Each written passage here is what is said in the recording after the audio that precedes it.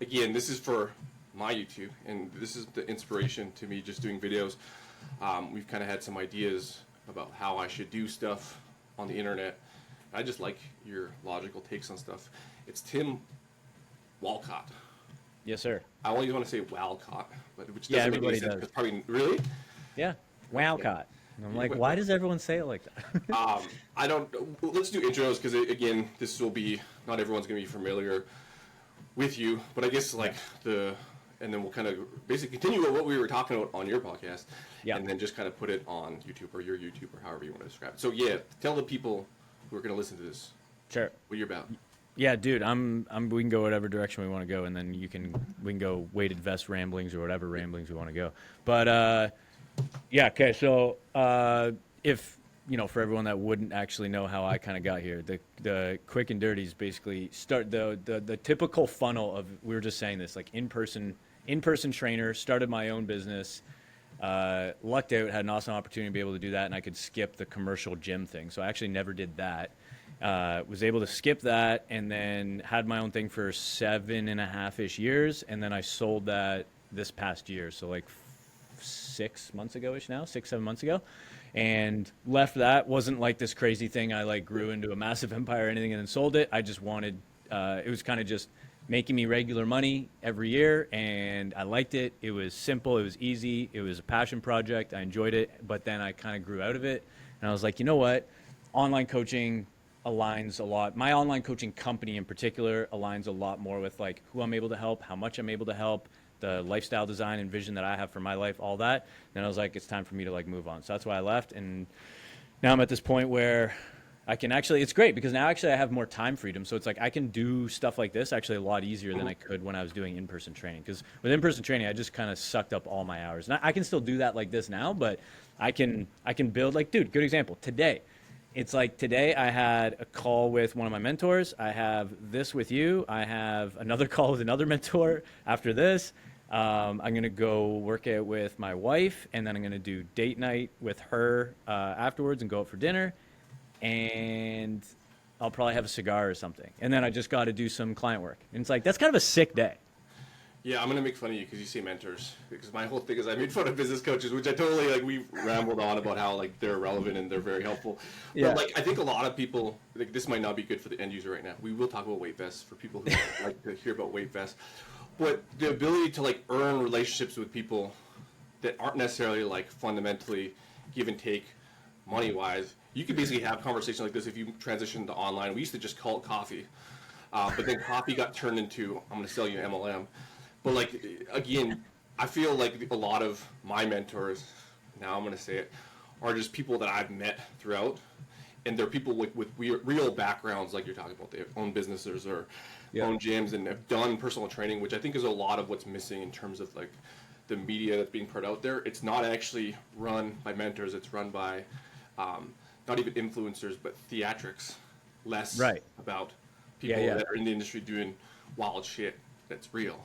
And so I don't know. Dude, why. that word, yeah, I know what you're saying. The word got hijacked. So now when you say it, you're like, who's your mentor, buddy? Who's your mentor? Who you fucking $2,000 an hour to do? No, you know what it means? You know what the sad part is? You know what it means now, which is unfortunate, is so many people will be like, oh yeah, my mentor. And then it's like, oh yeah, how often do you talk to your mentor? And it's like, oh, none, but I talk to his assistant coaches in his group calls a lot. And you're like, okay, like he's not, I don't think that's your mentor, bro. Sorry. No, and I think that's where it doesn't necessarily have to be pay to play. Like some of it is, but I think that's where some of it starts. But it's like I just paid for education, and I met some people, and they liked me enough to like continue talking. I would do just friends with people that know shit. Oh, dude, here's a perfect example. And I know I brought him up earlier again, but we weren't recording for this anyway. But I mean, I look up to you, so that's for sure. So I could call you one, but also Jeb, our friend Jeb, because it's like I even probably 2 years ago now. It was probably 2023. I sent a DM to Jeb. I was like, hey, dude, I need help with something with my business, and I think you're good at this. Can I pay you for a consultation for your time? And can you walk me through kind of what you do? And we did that. And he wouldn't accept any money. I found his wife on Instagram, respectfully, and was able to send him something. So I still paid him something. But he just like, but that's like the internet. He doesn't live around here, obviously. So it's like, it was like the internet version of what you're talking about. It was a coffee. It was like, hey, dude, can we like get together? Can we chat about something if you don't mind giving me your time? Like, I have a question. It's like, that was a moment of mentorship for me, you know, just from like someone that I met in person at an event somewhere. I'm like, oh, dude, that's so valuable. Yeah, I think like you things go a long way when you're not an asshole.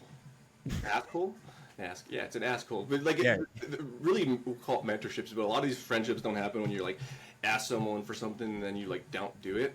Yeah. Or like if they see you just doing other stuff. Like that's just grounds for I'm gonna make fun of you to my actual friends and mentors. Like this fucking Yes. guy. He Yeah. like, again, everyone keeps receipts. So if there was anything that you could take away from this, like people are, you think people are judging you? They are. And so like just like don't be like that. Like, hey man, can I like buy you like even can I just buy you a coffee or like Yeah. whatever goes a long way. Like they might Yeah. say no, but I mean like and I actually pay for it. Like it's Yep. Yep. Yep. and then offer to pay them for their services and they probably won't take it. And then when you do it, they'll be like, yeah, like that's all they want to see a lot of times. Dude, Like 100%. and Mike T. Nelson said this once. I can't remember what. We met him at a conference. I did a bunch of stuff. He's like, "Oh, you guys asked a bunch of good questions." I'm like, "How did you even give us the time of day?" He's like, "Well, I don't know. You guys seem interested." And then when you actually did it and emailed me after, it's like, you know who does that? No one. So he's like, I Right. can list on a like one hand the amount of people that I believe are going to actually do it, and like I don't know till I know, and then I knew, and you're good. Yeah. That's Yeah. about it. It also just makes the job more fun, man. Like, especially Yeah. we're both in the online world, so it's like, man, it can be kind of lonely and weird because it's like you're in any other like traditional industry, 9 to 5 pre-COVID, you'd like go hang out at the water cooler with your friends or whatever. So at least like even if you didn't like them, you had a socialization. So like online can be very weird and create a hermit kind of situation for people. I'm not like that at all. Like I realize I could be like that, but I don't feel healthy staying in my house and not talking to people. So for me, like getting out physically and like talking to other people that are in my world or not, Yeah. but definitely talking to other coaches and having conversations like this, I'm like, dude, this is fucking Well, sick. and that's kind of what this is for me because it's like, so like my biggest gripe right now is like I think everyone's stupid, right? And when I say everyone, I mean like the stuff, the takes that I see Yeah. on the internet Yeah. by like people who are like well respected, just fucking dumb. And the Right. same thing with the influencers. But then it's like I kind of agree with the influencers because like they're so dumb that Right. it's inspiring, and like it gets people to do stuff. And like I always grip like there's this like I don't know if it's moral or ethical, but it's just like I want to go with the person who like makes the most sense. Yeah. And it's bothering me that like the influencers are starting to make a little bit more sense because it aligns with my stuff. But that's why I like to bring people on, like you are people that I met that I can create an echo chamber, 100% Right. an echo chamber, but an echo chamber of like my logic. Yeah. And then give people like, hey, if you like buy into that, hey, like let's riff on a topic Mm-hmm. with these sets of standards and agreements in this echo chamber. And now you're in this echo chamber of hating all the other echo chambers, but Yeah. legitimately thinking that everyone's stupid. And that's not that you have said that outright, but there's some takes where it's like you're so simple and logical, and I'm like, yeah, he gets it. Right. Yeah, well, especially like you're probably someone, I'm kind of assuming here, so you can tell me if I'm off base, but like you're probably in that camp where like most things on social media annoy you. Yeah.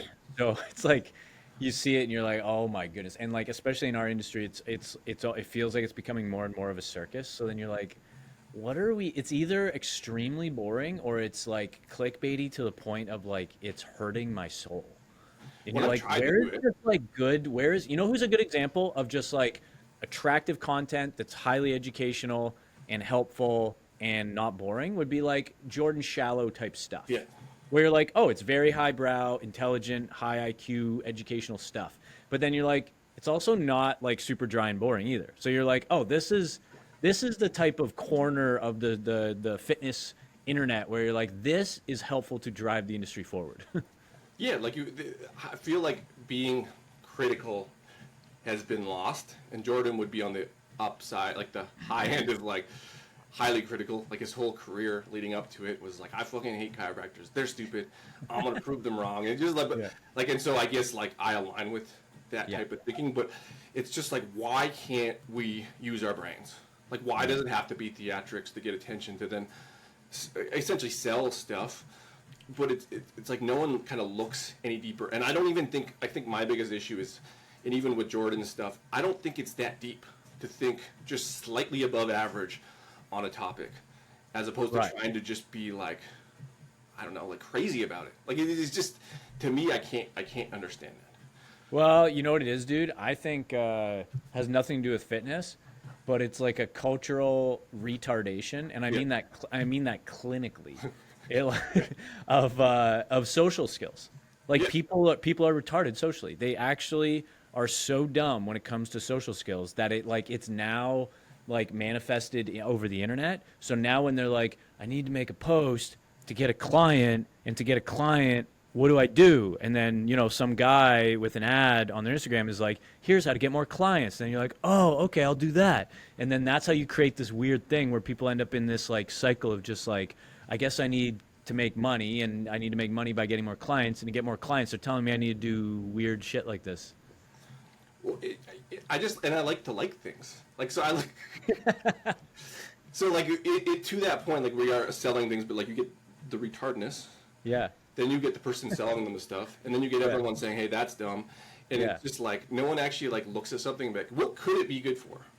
But then they're Right. like, well, that's just mechanistic. It's like, no, it's like, so a good example would be cold tubs.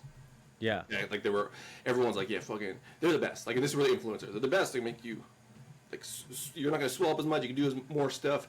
Your mindset's good. It's just Right. great. Fucking dopamine hit, testosterone through the roof. Right. Some of that's true. Some of it's not. Right. But when you haven't done it, I don't believe you should talk shit about it. And so, like, a lot of the Right. stuff right now is like, well, like, so this is where they ended up crushing it. It's like, it takes down inflammation, and you can't grow muscle, right? Right. Like, it's the worst thing to do, okay? Yeah.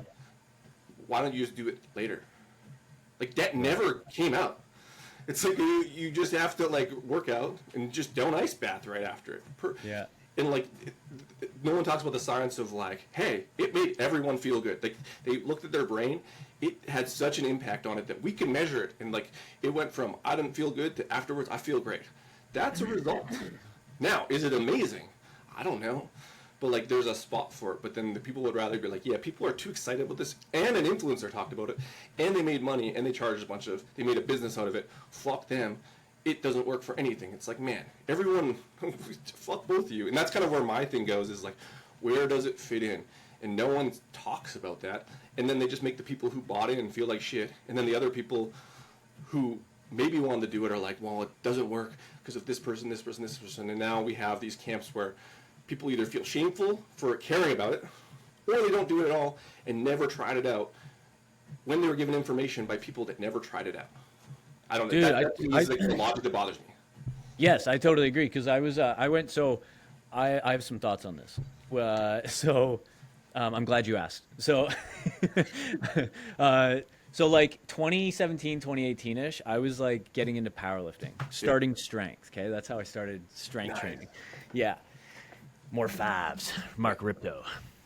Never did the gallon of milk a day. Thank God. My gut already got destroyed for other reasons, so I didn't need that. Yeah. Thank God I didn't go down that rabbit hole. But I went down the 5 rep max at 10.5 RPE for months at a time rabbit hole, and that was fun. So then with that, I kind of went down. That brought me down another rabbit hole, which was like kind of science adjacent, which in that whole world there was kind of this without getting too nitty gritty about it, it's like there was this other like kind of offshoot that was a little bit more focused on like scientific literature, evidence-based stuff, all that. Great.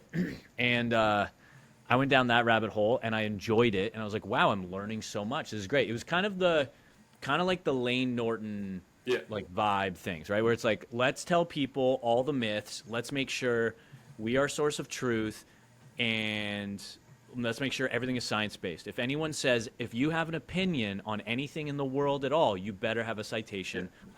So be very careful what you say.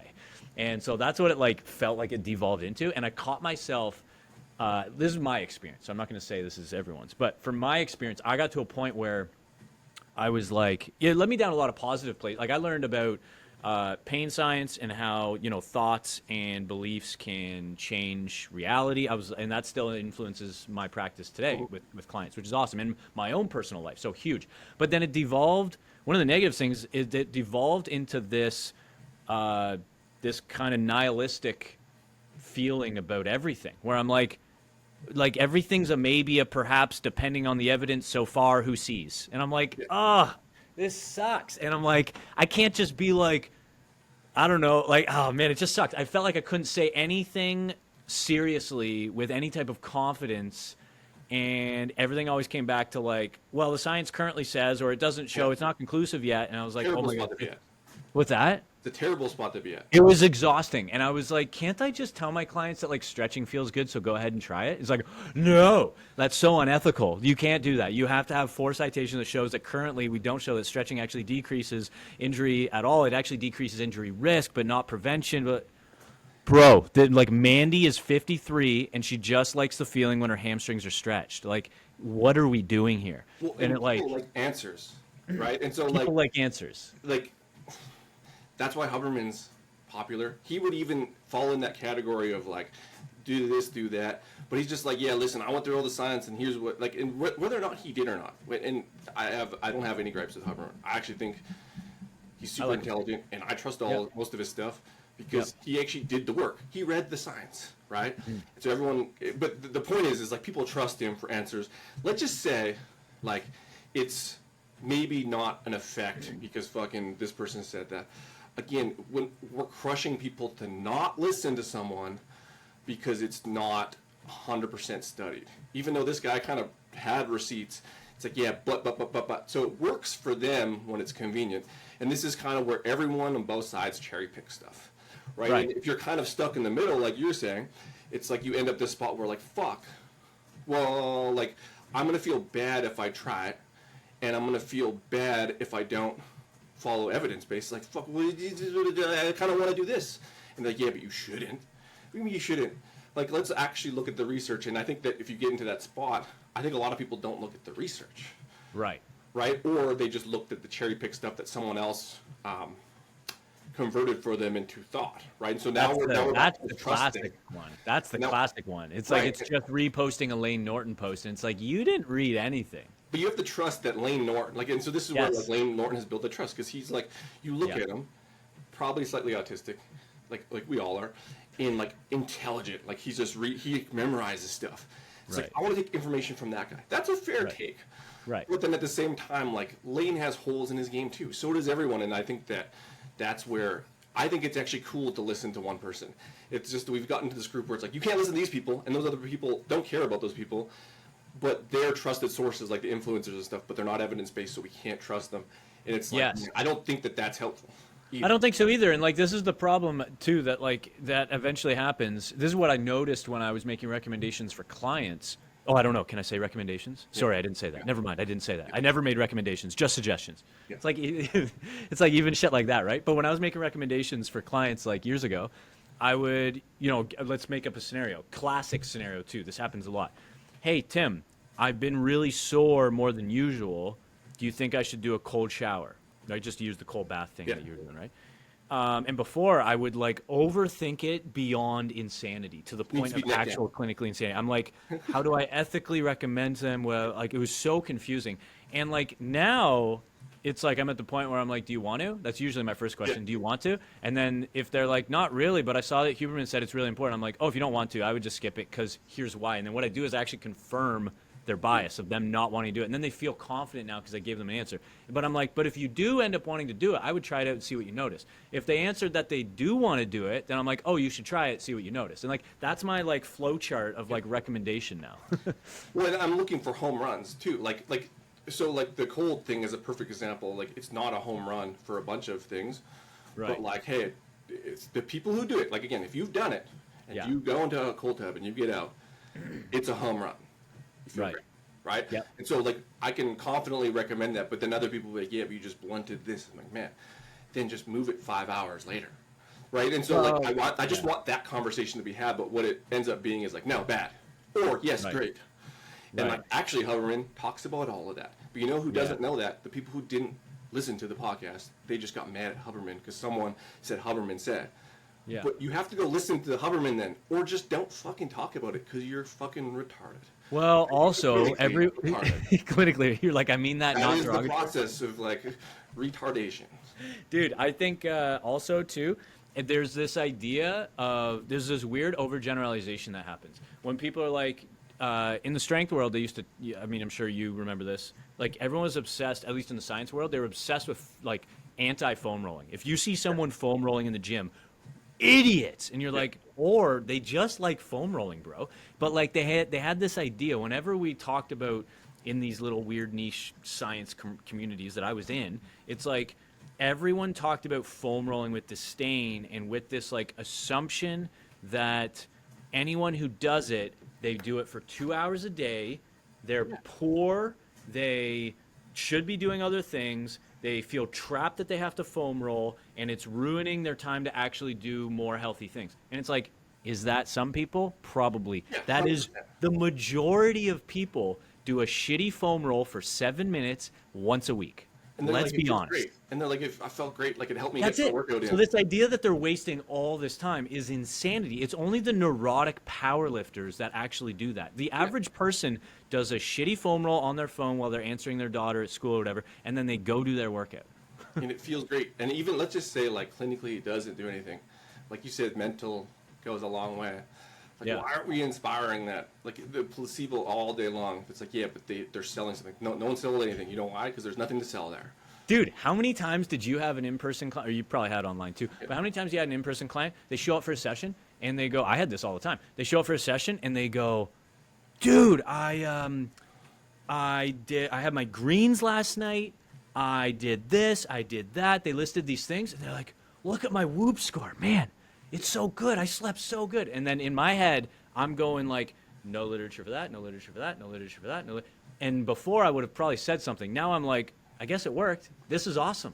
This is great. I'm so happy for you. And then they're like, fuck yeah, let's have a great workout. I'm like, this is all positive. Like, why are we shitting on this? Well, like I said, it comes down to this vest thing. So for your commenter, do you know him? Them? Who's this? Oh, the person on YouTube? No. Came here for vest. And Yeah. nothing about the vest is that the common recommendations, either from the influencers or not, is that it doesn't have an effect, right? Or like the effect is so little that it doesn't matter. And that's where, if you look at how do you incorporate this stuff, it ends up becoming the effect is as whatever you're inspired to do and what you're going to do. Now we can start to create a plan to use it or not use it, right? And so it's like how, I guess, I don't even know where to go with this. Is the vest good, Tim? Because like this, so you have a coaching practice, and vests are they're way more popular than I thought. So like they are. Let me start this by I didn't actually know how popular they were because I just been using them because I called it rucking, and I didn't want to wear my backpack inside, so I used the vest. And the CrossFit's been using it. But anyways, I went on TikTok, and like now there's a bunch of memes memeing TikTok moms.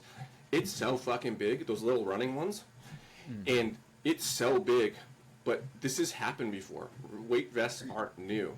And so I guess, like, what's your take on, like, how did you think about this? Because you kind of got roped into this a little bit just because we talked about it. But looking at a weight vest prior, like, what's your take? Okay, here's my take. And I think you'll like it because I think it's relatively nuanced depending on which angle we're going to take. I look at it like, and actually, some of your content, Jeb's content, has even helped kind of formulate like what is my take, right? Because I didn't really think about it before, and then it started being more popular, and then I'm like, oh, I have friends that are also have reasonably strong opinions about this. Let me hear what they have to say because I trust them. And so here's I'll distill it down into one take. Here's my one take to filter it all through is essentially if you're going to walk anyway and leverage step counts for body weight maintenance and or fat loss, some type of body composition or body weight management goal, you might as well wear a vest because it has some non-zero amount on metabolic rate or caloric expenditure, I guess. Yeah. So if you want to do that, then go ahead and do it. If you don't, you probably won't notice a massive difference because that non-zero difference is small but exists. So like that's my political answer, you know, like that's really it. It's like if you're gonna walk anyway, which I'm super bullish on walking. Like that's one of the three main pillars of my coaching program is like everyone gets steps. So it's like if you're gonna get steps and you are interested in using a weight vest, you might as well do it anyway because you're already going to walk. And the people that I work with are all in, you know, fine shape enough that they can walk. So then a weight vest makes it marginally harder. And they're also not hiking up crazy hills or running. So it seems like a no-brainer if they want to do it. If they don't, I don't give a shit. And the reason why I ask you that is because I believe, like, that's most people's take, even after the TikTok thing. They're like, oh, I'm going to, like, I can add it in anyways. It's not, hey, I'm going to get this weight vest and do weight vest stuff with it, right? Because no one was doing weight vest stuff before that. They are just adding it on top. Yeah. Right? They're like, that makes sense. You add more weight, it'll make it more better.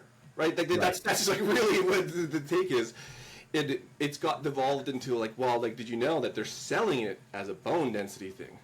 Right? And the science is unclear about that. And I went and read the science. It was pretty shitty science. There was no time accumulated on the vest, and it was sedentary, obese, elderly women. So like, there's that. So like, cherry picked from the people that are dissuading it. And the TikTok said, hey, it got an effect. It might as well do it, right? But their take is, you might as well do it because you're doing it anyways. More weight, more better. There obviously is a cap to that. But that's pretty fucking logical, right? And that's kind of, that should be, to me, like when I look, even as a consumer, that's basically it, because I consume stuff. I do stuff, regardless of my coaching practice and like my takes. Is like I have to filter it so that I can use it. And my take is like, is it low barrier to entry? Is it like easy to like do, and am I gonna do it? The vests pretty much click all that if you're already doing it. Hey, I add on, zip up, barrier, cost. Like, I don't know, like injury rate if you increase weight to extreme levels, which again, like you said with the foam rolling, well, everyone's doing it for 2 hours. They think it's doing something it's not. They're going to 45 pounds. Like, no one's doing that. The fucking vests on Amazon are like 2 pounds to 5 pounds to 11. Yeah. Okay? Those are, like, did you even look? No. The answer is They're no. also, I feel like a lot of the kind of science-based detractors on weighted vests, I think a lot of them also, like, they assume people... They're almost like, again, like overgeneralizing, where they assume everyone that wants this recommendation from them, wants their opinion, is someone doing this. I'm going to role play as the person. I have to use a weight vest? No one's like, that's 1 out of 10 people. Most people are like, hey, I find this very interesting because I care about my health and fitness. Do you think this is a good idea? I'd love to try it. Maybe.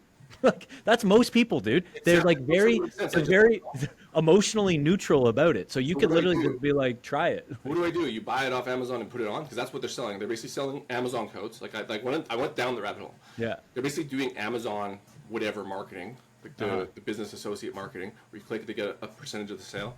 Right. I click, and so the user, cool. Like they might not know that, whatever. They're incentivized, but they click buy, and they're like, all I do is put it on, right? And you go for a walk. Yeah. Okay. How is that bad? Right. Well, they're like, yeah, but like they don't understand. I think that they don't need to understand. To your point with the murky, you need to do this or you need to do that. And like, oh my god, I don't know. They all they know is I buy, I do. And yeah. Well, and also, dude, I got a good angle on this that we haven't even touched on yet. That is, this is something that I've actually leveraged a lot more recently in my coaching practice. Yeah. I don't know if you went down this rabbit hole at all in your coaching, or if you have the kind of freedom to kind of leverage this stuff or whatever. But I find in the science world, when it comes to fitness, there's this massive perspective that is kind of pervasive throughout it, where no matter what the topic is that we're discussing, it's always through the lens of like, what's the bare minimum people need to do? What's the lowest number? That's hard and unnecessary, so don't recommend that. Everything is like the lowest barrier to entry. Here's the problem with that. That's fucking boring. Yeah. And no one sticks with things that are boring. So this is my take. My take now is even if there was zero science to show that weight vests worked, and it actually made actually some non-zero amount of worse results, I could actually argue that there's still a net positive because someone's walking around, fucking Steve now walking around with a vest around his neighborhood like I'm a badass military dude, and now he's like, I don't want to eat bullshit tonight because I'm a fucking killer, and now all of a sudden that triggered all these other health conscious decisions because he looks at himself like he's a fitness gangster. Where's that study? Can't, like, they're not going to do Right. that study.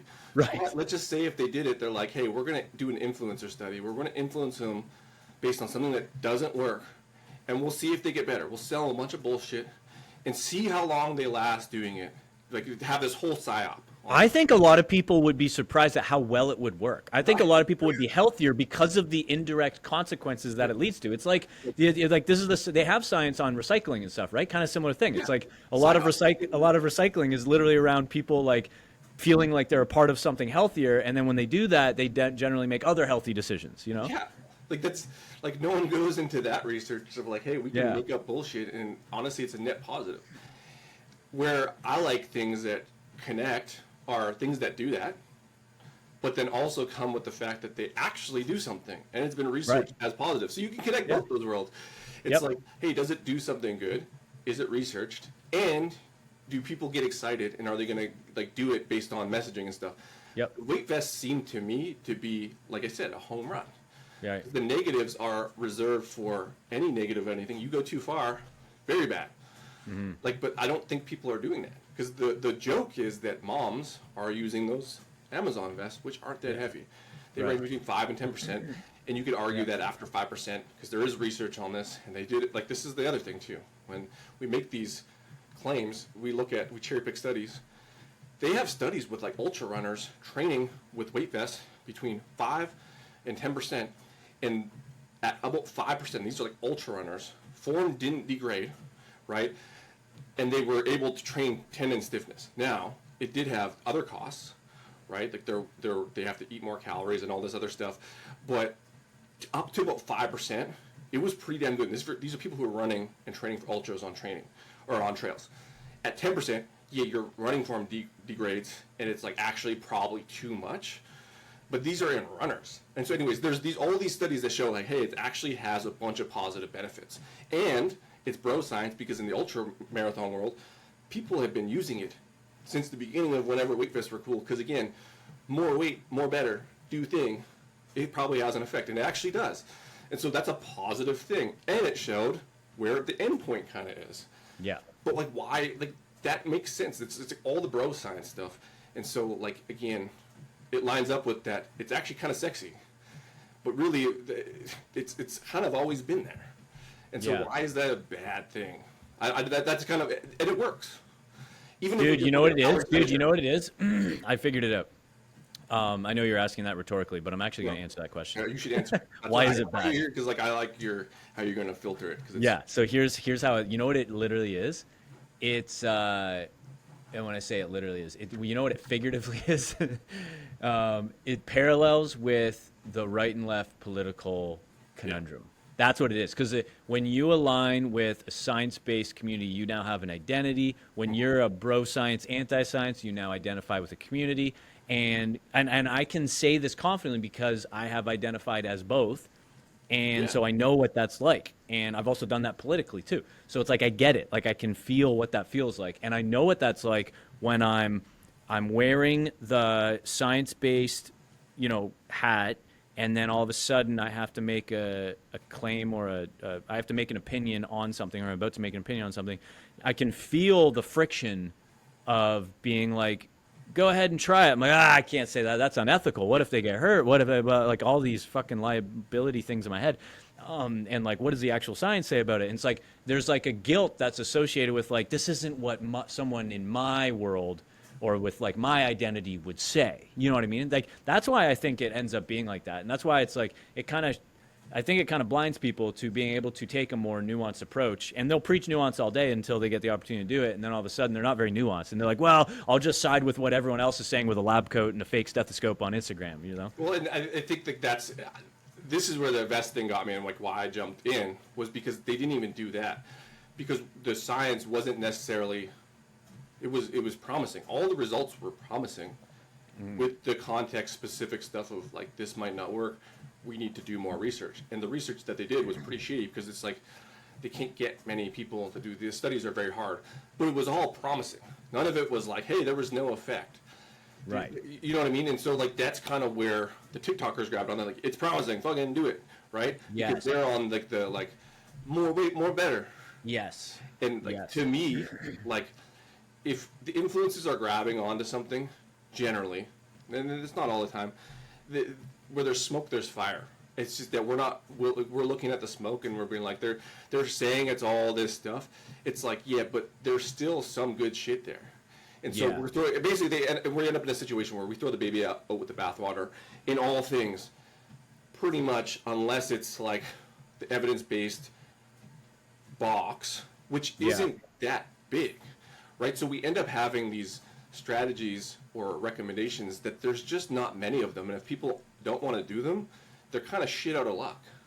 Well, and it's also this is what fell into like this weird like kind of nihilistic kind of feeling as a coach when I went down that rabbit hole a little too aggressively, is because it also completely suppresses my creativity or my ability to like, why can't I just be like, well, here's my take, and even what we're doing right now, we're making inferences based on this. I have an opinion on this, but like, you know, I haven't seen the data you have, so I'm actually trusting you on this. So I'm taking, okay, well, Dean said this, and I know this, and if I pair that together, this critically would kind of make sense here. Like, to me, that's fun. Like, that's using our God-given things that we're supposed to do that's in here. And when you don't use that, that's when you're just like, what's the box say? Let me look at the box. Yep, nope, that's what it says. And you're like, bro, are we all just robots now that just go, maybe, perhaps, it depends? Like, can we just say something? Like, Well, and I would rather be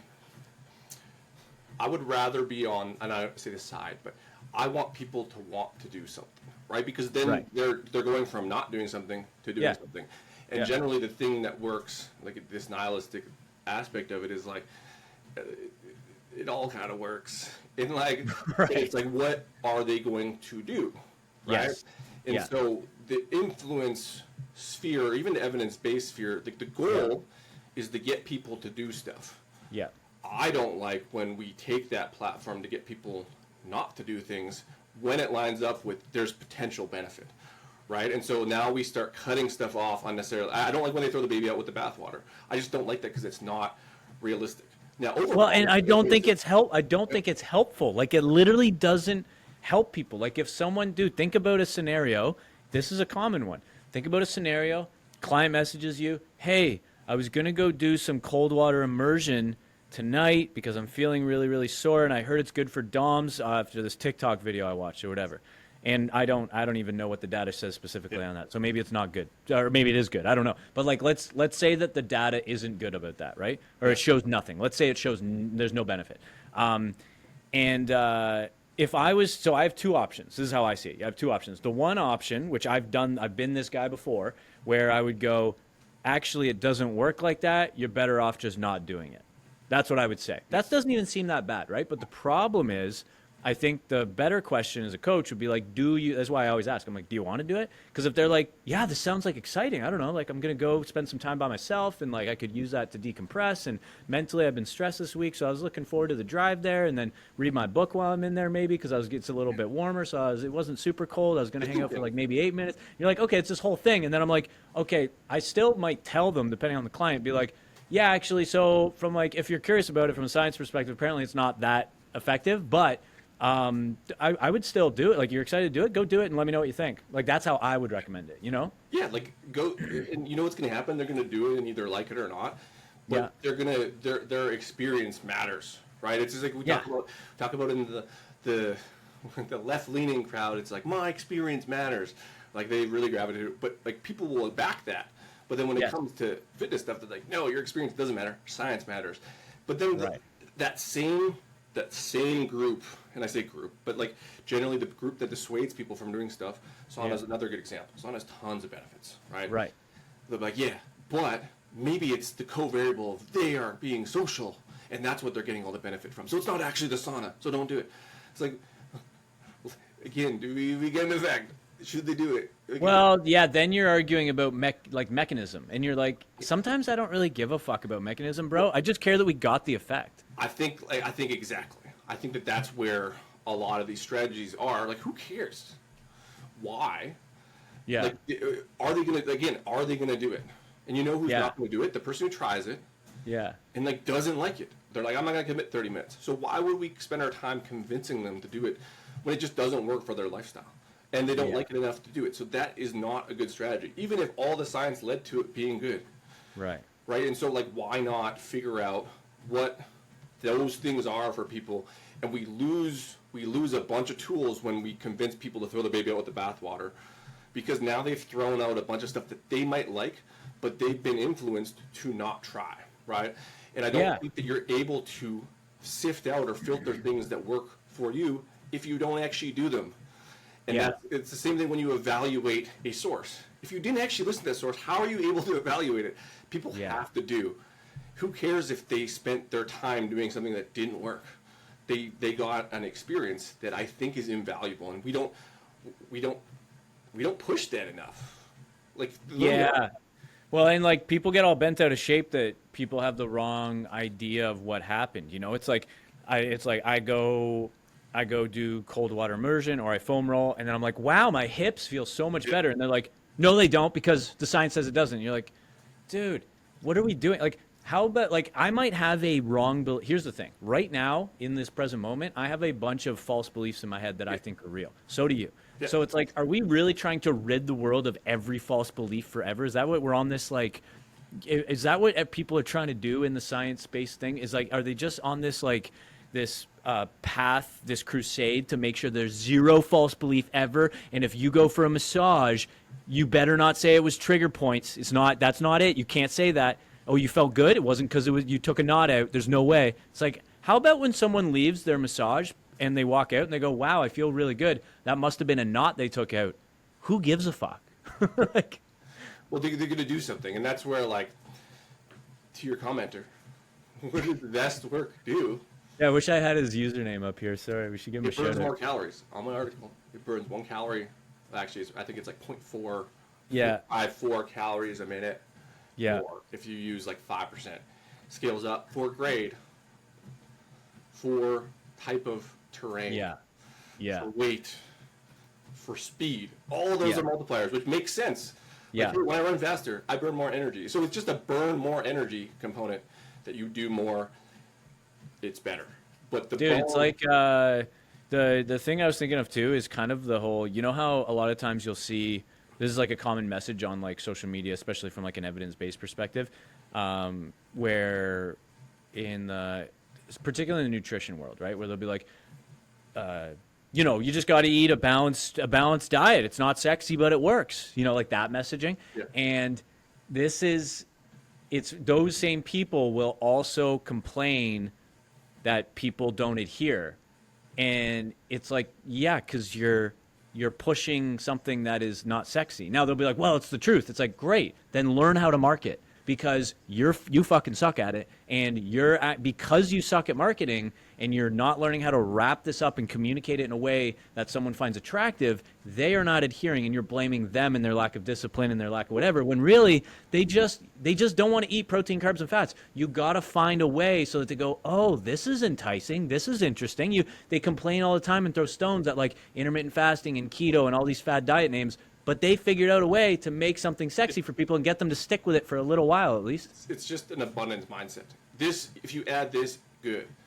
And we always connect adding in as like our brain wants more, right? Yeah. If we go through a restriction, which is usually dissuasion, but like you should restrict your thoughts from thinking that's good, right? It's like, Right. wow, like it just always ends up being negative. And the marketers just figured out like, hey, need to add this. It's good. People always want to add. They never want to Yeah. take away, right? Because Yeah. it's like they're trying to conserve stuff, and that's where like the vest work. If I was to look at why does that work, it's literally just more, Right. abundance. That's a good point. right? Yeah. And so like you again, like the functionality of it is like more weight, more better, up to like 5%, and if you're doing steps, it's already good. But this is kind of where like there is science on the other stuff. Like there is the Gravastat, which is again, it's like a leptin independent. All leptin is like, are you hungry or are you not, based on like basically fat stores. Yeah. So it's independent of that, right? And so you put that on, the vest on, and your body senses, they've kind of theorized through your bones and your legs, the sensing mechanism, that you weigh more.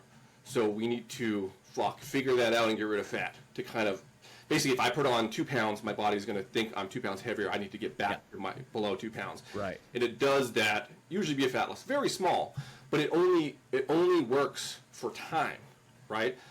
So again, if you don't wear the vest long enough, you don't really get an acting mechanism on that, which again, now it becomes, I would never sell that strategy, right? Hey, how much time, because mostly you're not going to wear it that long, but it does work. You basically put on 5 pounds in a vest, you expend more, which means you can eat more calories in the same deficit, and then it tends to be, your body regulates down in weight independent of that mechanism. Right. And so, but you have to wear the weighted stuff longer, and you have to add more the further you get. And you start getting up past 10%, it gets a little crazy. But again, I like that. Again, it shows an effect, but that's not a strategy that people should use. But if they're going to do it a little bit, and they're already going to do it, it can definitely add to that. So if people are looking for expenditure, right, I can already add this in. I think if you can get over 4 hours a day, you're laughing. Why not? Yeah, also, dude, like, why is it so bad for people to push stuff that they sell? Like, we're in such a jaded world now that people are like, hey, you should eat more fruits and vegetables. Are you selling an apple tree, sir? I hear you have an affiliate partnership with apple juice. Interesting. And you're like, yeah, I think it would help the world, so I'm selling it. This makes perfect sense. Like, it's like me, dude, it's the same. It's so funny when people do that too. And it's like, wait a minute, you put out fat loss content on your Instagram, right? You sell fat loss coaching? And they're like, yeah. I'm like, oh, well then, look at you. Looks like conflict of interest. It's 100% conflict of interest, and you can still be right. Yeah, it's like, bro, I believe this thing would help the world. I offer it, and in return, I ask for money. Why is that a bad thing? We are not scamming to be like, someone is not scamming just because they're like, hey, I think a weight vest would help, and also I have an affiliate marketing discount code you can use in my bio. I don't think that's inherently a bad thing. I understand that there's a sliminess associated in that world, but so is our industry, like just fitness, period. Well, and if you're going to attack something, at least be like somewhat right. And like the bone density thing just like grinds my gears, because so essentially this, if we were looking at, so this like people are selling weight vests 100%. And the influencers are selling discount codes to get a percentage of that sale. Probably marginal. Like that's their whole business, is to influence. The bone density stuff. So basically, if you were on the influencer side, you wear a weight vest, you increase bone density. Science, evidence based. It actually wasn't that much. So like, why would you buy a weight vest if you want to increase bone density? So they're fucking dumb.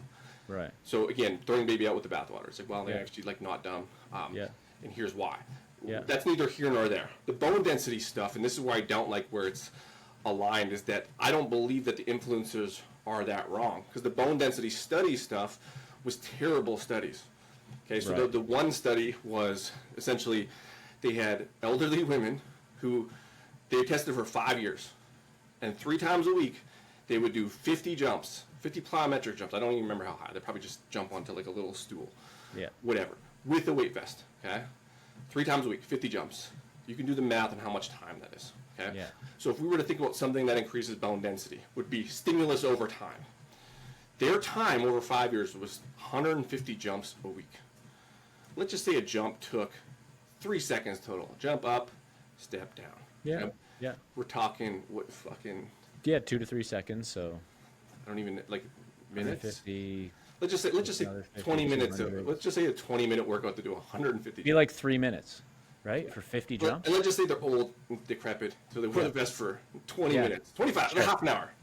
Sure. An hour and a half a week. Yeah. For 5 years, didn't increase bone density that much. They're like, it was like marginal. I would expect that, because you didn't actually do anything. Right. They didn't do anything. And they didn't track diet, they didn't track NEAT, and they actually did track, they worked for the workout, so they actually did track time. So they work very little. 150 jumps a week for 5 years. Didn't do much. Okay, I would expect that. That doesn't tell me anything. All that tells me that if you don't wear a weight vest that much, you don't get any benefits from it. Cool. That's like, that to me is what, like, if I look at that, that's what that studies. Right, What right. the study was, it was like 12 weeks, and it was obese women. I don't know why they just loved women. Probably because they're like, yeah, they'll fucking buy this shit. Obese women that were, I believe, like 60 plus. Okay, they didn't track neat metrics. They just said they were sedentary. They were very overweight, so we can assume they're not doing much. Okay, and they wore the weight vest. I believe it like all day. So like, and then they had a group that didn't wear it all day. And then they put them on a recommended 1,200 calorie diet. This was actually like sponsored by a shake company, a meal replacement company. And then they were like, you should eat these meal replacements 3 times a day. And it was recommended 1,200 calories. The only thing they monitored was giving out the shakes, but they didn't actually monitor how much they ate. And they didn't monitor how much they did. They're just like, you have to wear the vest or not. And it showed that like the people who wore the vest didn't see any bigger results because they didn't actually wear the vest fighting gravity, probably because they didn't track neat, and we could just assume they probably walked. Let's say they walked 4,500 steps. So they wore the vest fighting gravity 25 minutes a day, right? And they didn't account for the fact that so they did show a little bit of muscle loss, but they did perform better in some aspects that were lower body. Anyway, long story short is that they didn't account for diet. If you wear the vest, even if you're sitting and stuff, you are going to need a higher caloric need to be in the same deficit. So they were inherently in a larger deficit, and they lost a little bit more because there was no training plan and there was no neat metrics. I would kind of expect that. They didn't account for food. So the study didn't account for food. It didn't actually test anything other than, like, we can, but what they said was like, hey, if you wear a weight vest all day, it's bad for you. Like, well, man, you didn't study anything. And they can't, like, it's hard to study. So that was the biggest influencers of this stuff. And they checked bone density with that, and I think it was like marginal. But again, it was 3 weeks. 3 weeks. I would expect bone density to go up if you're fighting gravity more, right? That's working out, that's moving. If you're fighting gravity more and you add a vest, I would assume it's going to increase it. But even in a span of 3 weeks, I wouldn't expect much. It's You know what I like mean? it's like tracking I wouldn't expect nothing. much. It's like tracking nothing for 3 weeks. Like what you said, they didn't track anything else. So it's like you didn't track enough variables, and then you were like, you're gonna eat 3 healthy breakfasts in a week for 3 weeks, and you're like, didn't lose weight. Guess eating healthy sucks. Well, and in a deficit, you're tracking bone density. And In a time frame which bone density can't really even regulate that much. I think at best you might be able to see marginal gains. Right. Or like again, volume over bone density is a slow process. Yeah. Bones aren't changing So acutely. all it tells me is like, I don't know. It doesn't tell me anything about weight vests. It tells me that weight vests, when you study them like that, like wasn't really that helpful because I would assume the study I want to see is what happens when they're fighting gravity for 4 hours a day and they wear a weight vest. Did their bone density increase after like a year, let's say, and they were adherent to it? I would assume it probably does. But so would not wearing a weight vest, and that's where because they're just moving. What's They're just the fighting gravity longest? more. What's the longest data that they have studied on weight vests? I think it was 5 years. That was the one with the jumps. But it wasn't. But it only studied like I said, basically, the study for me would be how much time, like more time equals more bone density gains. Yes. Right. Yeah. More time fighting gravity. Yes. Outside of that, I don't really care about anything else because like there's no stimulus. Yes. So the jumps is a stimulus. Yes. But it's just not that much time. Makes sense. So it's like, well, we'll just get all our reps in a matter of like 25 minutes, and that will do it all. It's like, no. You basically it's like the equivalent of saying working out burns tons of calories because I did the workout. It's like, well, it's actually not that much. You didn't actually do anything. Yeah. Like, there's no time. And most variables when we're looking at is either volume or time. Both of those aren't high volume, and they're not a lot of time or time volume, right? So it's like, again, I would just throw that out completely and be like, I don't even want to talk about bone density. I'm going to go back to bro science. You wear the weight vest longer, you're going to build bigger bones. Prove me wrong, because those didn't really help. Dude, it's the same. It's the parallel argument with the science optimal science bros around like you just need to do a 4-rep max for one top set, partial range of motion, tricep extension to get huge arms. And then you're like, wait a minute, can we just pull up pumping iron and look at Arnold's training? And then you're like, oh yeah, it's like 3 sets of 20. Like, it's like more volume is probably more better in most cases. It just, but like, you know what I mean? Like, and so like, you should do more. They're like, well, but if you did it this way, so you're telling people not to do more. It goes back to that minimum. It's like we're trying to. That's sell what I mean. minimum. They're assuming everyone is like overwhelmed. And here's the thing: maybe they are, but you know what most people need? Not pussification.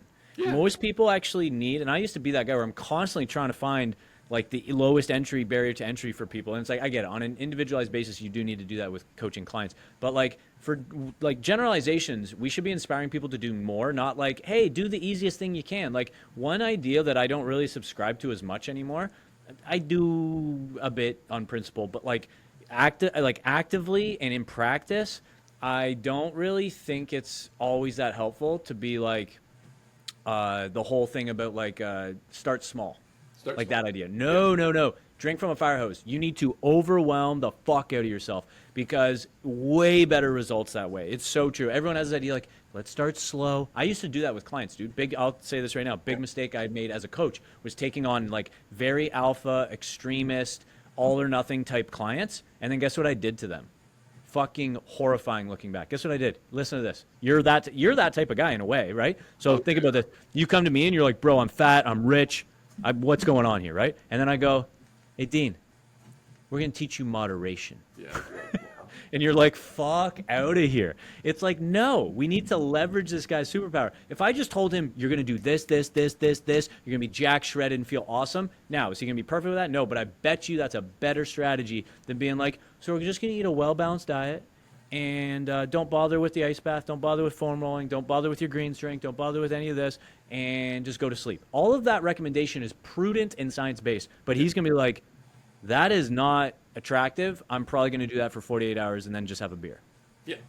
And then it doesn't work. Even though it's the right recommendation, in practice, it doesn't pan out very well. No, and that's where like the coaching thing is hard. Right. Right. And so like again, I would argue like kind of like you're saying with marketing, but I think sexy when applied properly Yeah. is helpful. And again, who cares why? Yeah. And Dude, I would people argue say that with you have Huberman. to They'll have say a that with transition. Huberman all the time. They'll be like, Huberman's just a really good marketer and whatever. It's like, yeah, so why don't you learn how to do that if you have such great ideas? Because he's actually changing people. Like, you might not like his ideas. Yeah, I'm assuming you like your own ideas, so that's good. Why don't you learn to communicate them in a way that people listen? Because guess what? When he puts out a YouTube video, people listen. When you do it, no one listens. So sounds to me like it's not an issue with an idea, it's an issue with communication. Eating less food will just, and this is again why I'm jumping on the vest thing from my perspective, my bias, is that eating less food has never worked. That's a strategy long term. It does work. Right. But the selling of it is just like, that is the tool temporarily, but like it just is never going to work because the world is just too far gone. Right? Our environment isn't about less. Yeah, that's a good example actually of like that works in theory on paper, and then you put it in practice, and you're like, oh my goodness, this is a bad strategy. It's just because it has to be restrictive, right? Yes. If you know who does well on eating less, eating the calories that we're supposed to for our like needs, is people that don't have access to food as readily available as we do. You know where that exists? Almost nowhere now. Right. Right. You could look at some subsistence hunters and stuff in Alaska. Again, none of those, like, I mean, even they can get access to stuff, and their obesity rates have gone up.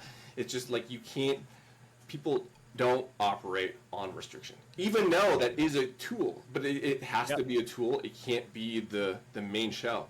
And Huberman doesn't push that. He brings Lane on every once in a while. Yeah. But he's pushing sexy because it's just we have to add stuff in. Like, and I think that regardless of whether his intention is to like get people to lose weight, I think that that's where we put it through a filter. The fitness professionals, if Huberman's not getting people to be healthy and lose weight and work out in the gym, I'm like, I would argue he is doing that. Yeah, that's what I'm saying. It's like, and he might even use ideas that aren't entirely science-based, but it gets the outcome we want. And it's like, dude, you know how many of my friends bought AG1, greens drink, and whenever they took it, they felt good about themselves. They felt confident about themselves. They felt like, I'm going to the gym tomorrow. All positive, all positive. Now, I never bought that bullshit, ever. Because I make decisions differently than my friends do. But we both got to the same place. They got to the gym, I got to the gym, they ate healthier, I ate healthier. Good. That's all that matters. They had to buy a discount code in bio thing from a commercial they got from Joe Rogan podcast. Nothing wrong with that in my opinion. I didn't. I did probably something else just as useless. But either way, we both ended up healthier, happier, more confident, and fitter. Like that's the outcome's the same. Exactly the same. It's like it doesn't. I don't believe that again, the evidence-based world is doing a good enough job. Because if I they mean, they're were, definitely not. Yeah. if they were, they would be influencing people to lose weight at rates that are unprecedented, and our obesity rates would be dropping. Well, it's why they're bitter and jaded. If they were doing a good job, they wouldn't be bitter and jaded. They're bitter and jaded because influencers legitimately take market share. They fucking crush it. They crush it. They crush it. And some of them are unethical. Some of them are bad people. Some of Yeah. them are not. They're chasing money and they're not actually trying to help people. And other people are actually just straight up trying to help people. So it's like, I don't know. Anyways, I got to get going here in a few minutes. Yeah, it was good. Hopefully, to your commenter, we touched on the weight vest stuff. There just Yeah, isn't dude, that that was much- dope. I'll tag him there in just it. Isn't that much to cover? And like, honestly, like more, like if you're already doing it, like your original Yep. take is the take that is probably the best, and the one that I think most people assume. Yep. And the bone density one, honestly, you can do whatever you want because the Yep. research sucks, and you need to Yep. wear it longer for it to probably be a thing, and they haven't researched that. Yep. You just have to take our word that it's probably more better because, like, logically that makes sense, and Yep. that might get disproven, but it hasn't been disproven yet. Yep. And if you're using it for running, 5%, 5% Yeah. or lower. They've actually researched that because you Yeah. can. Fitness people don't like to look into actual like fitness metrics in sports. They're just looking at weight loss metrics and the Right. ones that their friends told them to look at. So Yeah. there's like 3 studies, but there's actually a lot more. So Yeah. yeah, Cool, that's dude. it. Are you gonna bite this for your channel? Yeah. Okay. I'll do it. Send me the. Let's end. I'll this. send you this. Where can people find you? Where can people find you? At I am Tim Walcott on Instagram, Tim Walcott Fitness on YouTube. Boom.